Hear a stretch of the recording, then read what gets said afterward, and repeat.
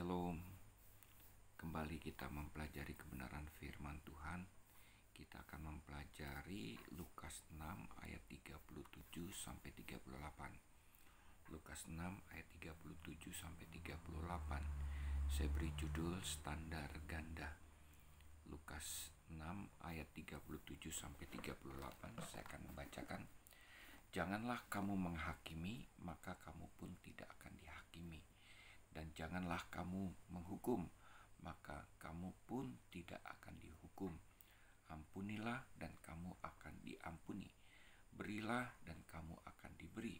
Suatu takaran yang baik, yang dipadatkan, yang diguncang, dan yang tumpah keluar akan dicurahkan ke dalam ribaanmu.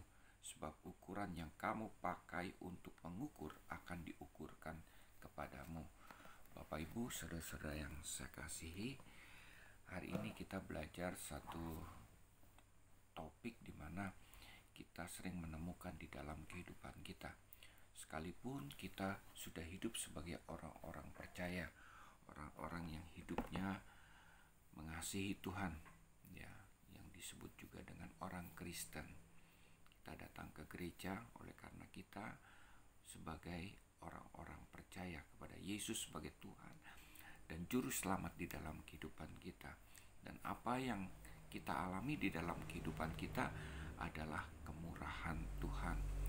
Kita bisa berdiri di hadapan Tuhan, bahkan kita hidup sebagai anak-anak Allah, itu bukan karena kekudusan kita, bukan karena kita layak di hadapan Tuhan, tetapi hanya kemurahan Tuhanlah yang membuat kita layak di hadapan Tuhan, bahkan kita hidup sebagai anak-anak Allah.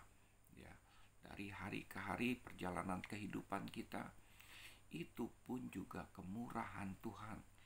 Kalau dihitung dengan dosa-dosa kita yang kita perbuat, kesalahan-kesalahan masa lalu kita, dan bahkan sampai saat itu mungkin kita hilaf melakukan kesalahan-kesalahan dan dosa-dosa tersebut, mungkin kita tidak layak di hadapan Tuhan, ya, tidak patut di hadapan Tuhan.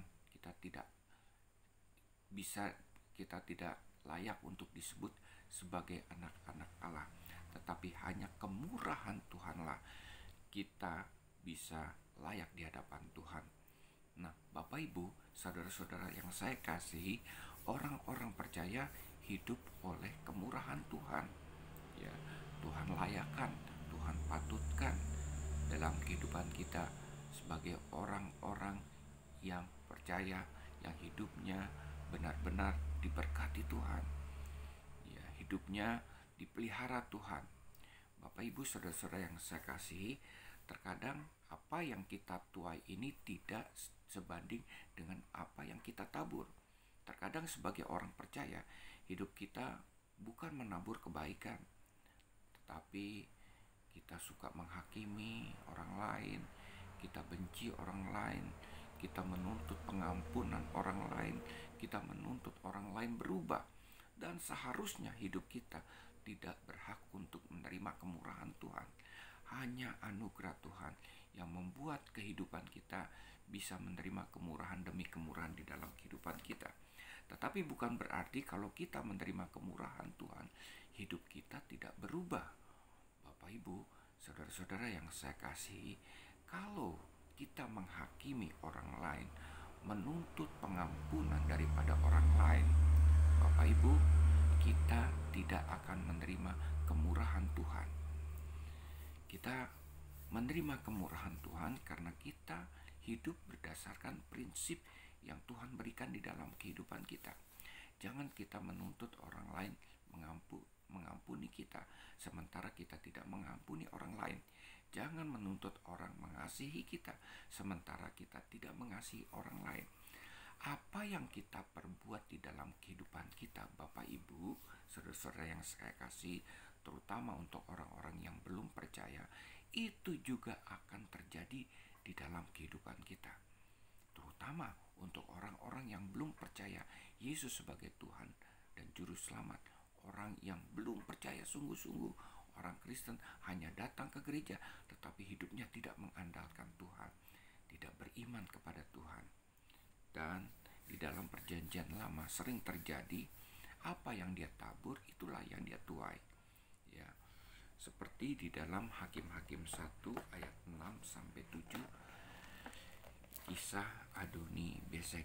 Ya, ayat 6 sampai 7 saya akan bacakan. Hakim-Hakim 1.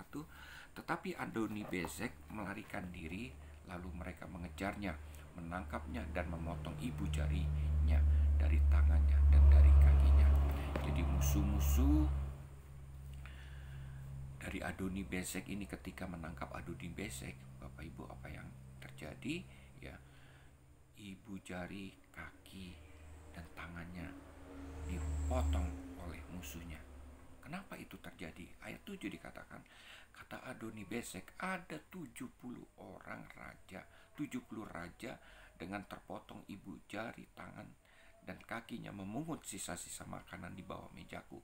Sesuai dengan yang kulakukan itu, demikianlah dibalaskan Allah kepadaku. Kemudian ia dibawa ke Yerusalem dan mati di sana. Menarik saudara-saudara, karena apa? Firman Tuhan katakan, demikianlah dibalaskan Allah kepadaku, sesuai dengan apa yang kulakukan itu. Bapak Ibu saudara-saudara yang saya kasihi, seharusnya apa yang kita lakukan itu terjadi di dalam kehidupan kita.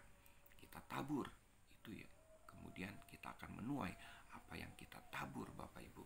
Kalau kita tidak bisa mengampuni orang lain, kalau kita tidak bisa mengasihi orang lain, bahkan menghakimi orang lain, itulah yang akan kita terima.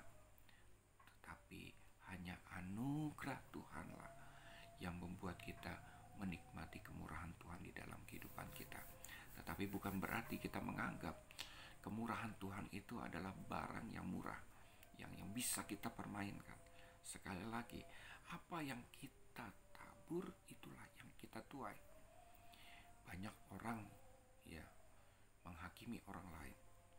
Saya pernah ada yang bercerita bahwa seseorang membenci saya, padahal saya tidak melakukan apa-apa terhadap orang tersebut. Kenal pun juga tidak dengan orang tersebut. Ya, tidak punya relasi dengan orang tersebut. Saya tahu, tetapi saya tidak kenal orang tersebut. Tetapi dia begitu membenci hebat dengan saya. Mungkin dia melihat satu kelakuan saya yang negatif, yang menurut pandangan dia tidak berkenan di hatinya, yang menurut pandangan dia tidak layak itu dilakukan di dalam kehidupan saya.